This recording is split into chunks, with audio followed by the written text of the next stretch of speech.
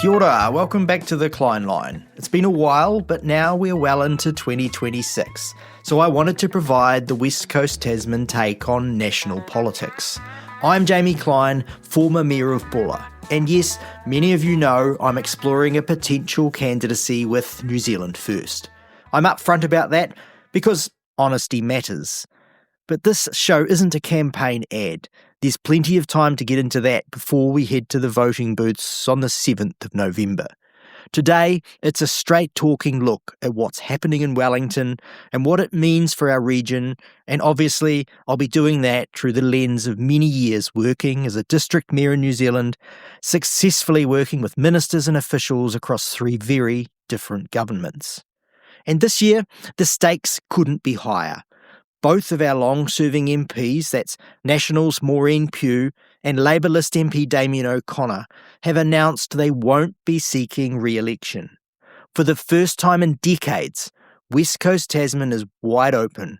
No incumbents, no default choices, no same old, same old. This is a reset moment, a chance for the electorate to decide what kind of representative it actually wants. Someone who understands the region, perhaps someone who has lived the realities of the coast and sees similarities for regional communities in Tasman. And perhaps for the first time in many years, someone backed by a party that genuinely supports the industries and communities that really keep this place alive. So over the last week or so, Parliament has returned and the regions are certainly on the agenda. Now, the first week back in Parliament is usually quite polite, but this year, not even close. The coalition came out swinging and the left fired right back. National talked about restoring economic confidence. ACT warned about a government that has grown too big. And New Zealand First, well, they didn't mince words, leaving no doubt as to where they have focused their attention for the past 3 years.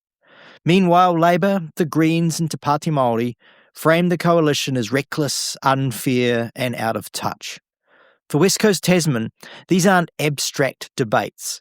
They're about whether our roads get fixed, whether mining survives, whether forestry grows, and whether core services remain available and fit for purpose to support the essential growth that is possible in our region. Now, I'd like to spend a few minutes going party by party with my take on what I heard from the opening week speeches. Firstly, the National Party. Well, they open with a very familiar line. New Zealand must get back on track. Their focus is economic repair, infrastructure and business confidence. For us, that could mean long-delayed resilience improvements on State Highway 6 or State Highway 73, but the detail is still thin on what this will mean for our region.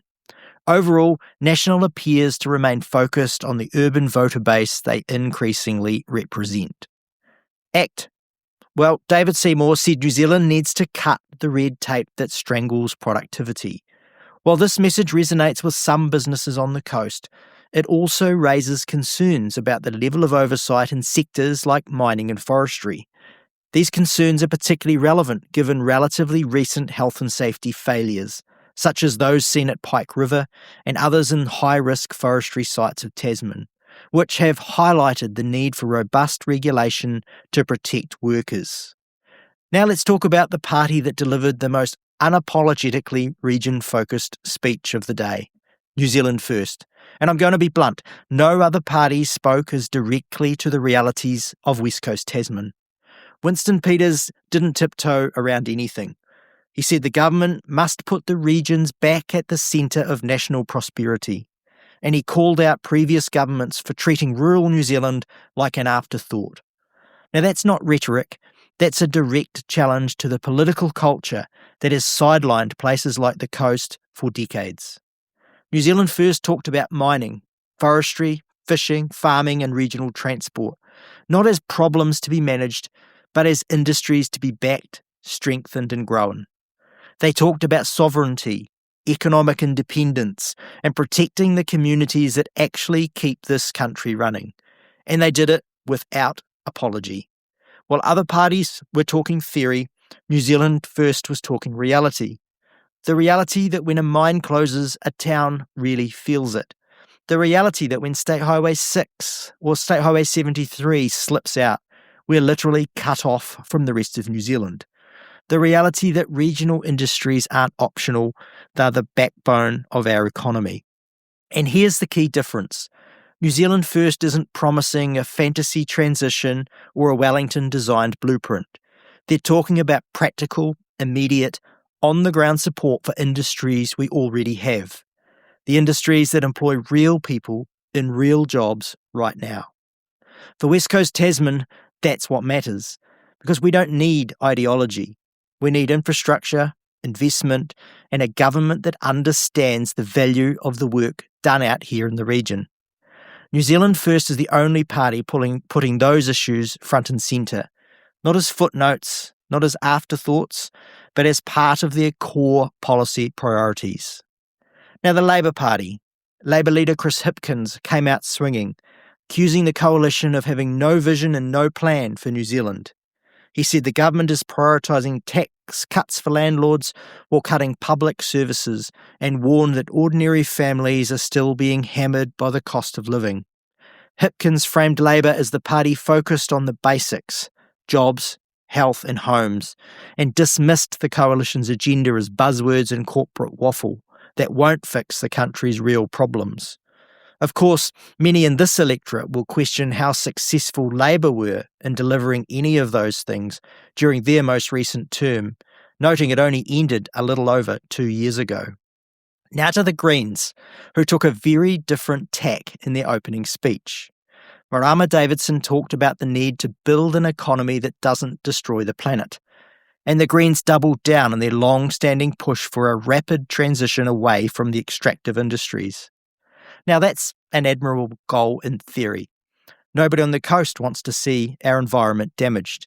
We live in one of the most beautiful parts of the country, and we're the first to feel the effects of storms, slips, and climate change. But here's the problem.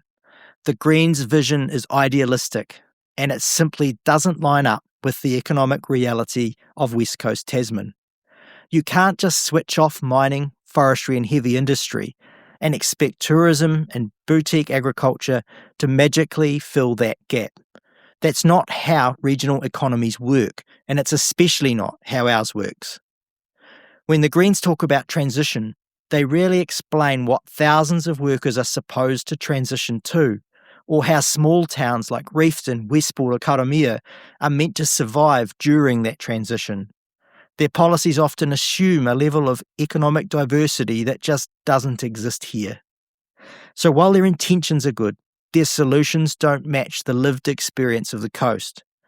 We need practical, staged, economically grounded development, not a blueprint written for Wellington and Auckland and then applied to regions that look nothing like them. Then came Te Pāti Māori. They came into the opening session with a very familiar message.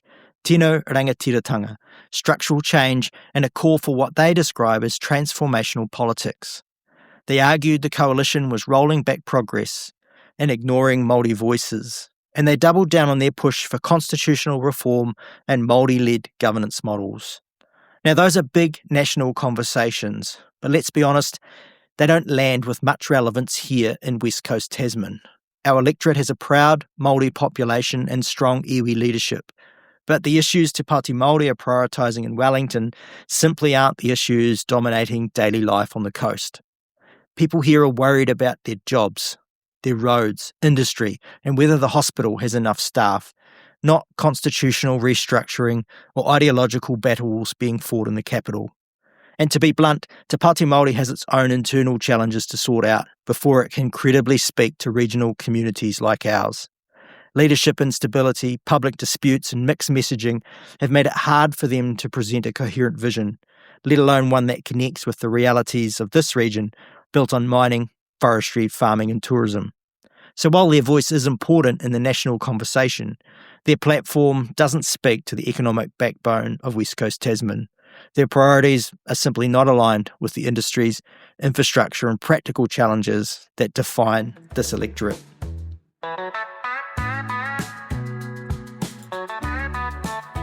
Now let's talk about the biggest political shift happening right here at home. Because it's not just happening in Wellington, it's happening in our electorate. Maureen Pugh is stepping down, Damien O'Connor is stepping down, two long-serving MPs, both respected in their own ways, both calling time.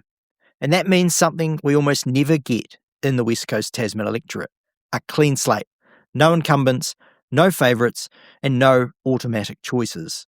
This is a once-in-a-generation reset, a chance for the electorate to decide what it actually wants in a representative and what kind of future we want for the coast and Tasman.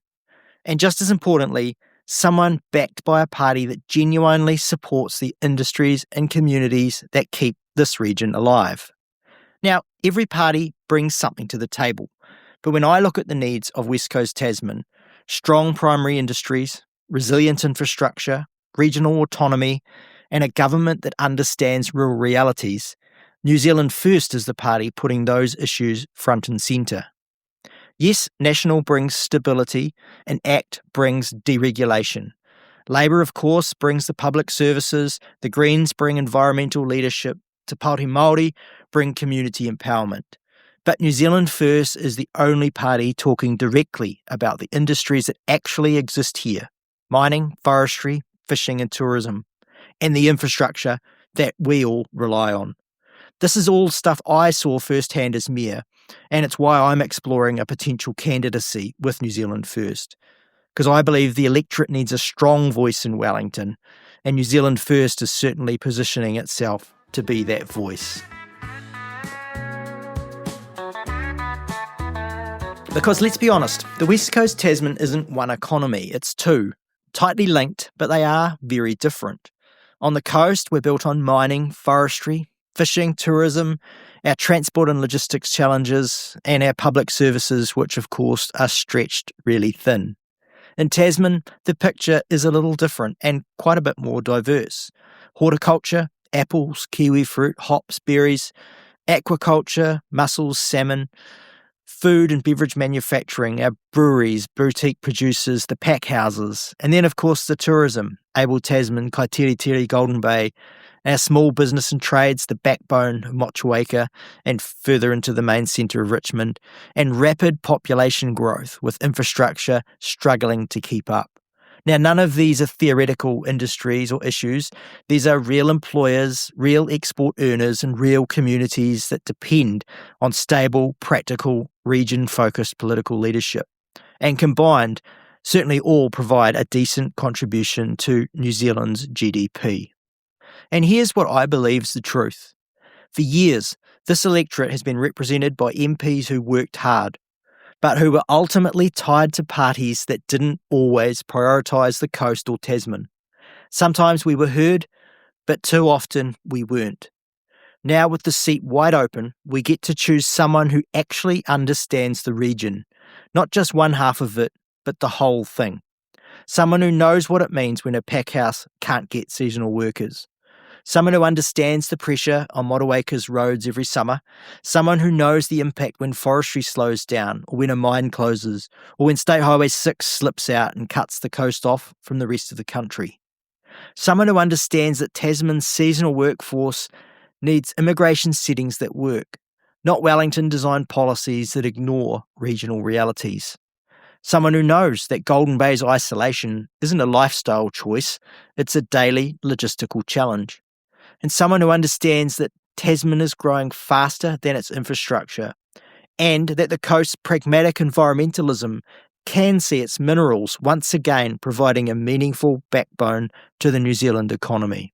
So this electorate needs a representative who can speak for both sides of the hill and be taken seriously in Wellington. Not someone who treats the coast as an afterthought, not someone who treats Tasman as a suburb of Nelson, not someone who sees our industries as problems to be solved, but as strengths to be backed. And just as importantly, we need someone backed by a party that actually supports the industries and communities that keep this region alive. Because the coast and Tasman don't need ideology. We need investment, infrastructure, and political protection for the industries that feed our families and drive our exports. So that's the first week back in Parliament, and what I think it means for West Coast Tasman. The speeches were national in scope, but the implications, well, they land right here in our industries, our roads, our services, and our communities. With both sitting MPs stepping down, this electorate has a rare opportunity to choose a new direction, one that reflects who we are and what we value.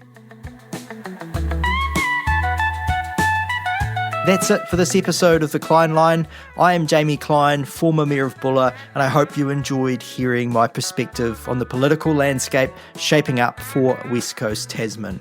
Look after yourselves, look after each other, and I'll catch you again soon.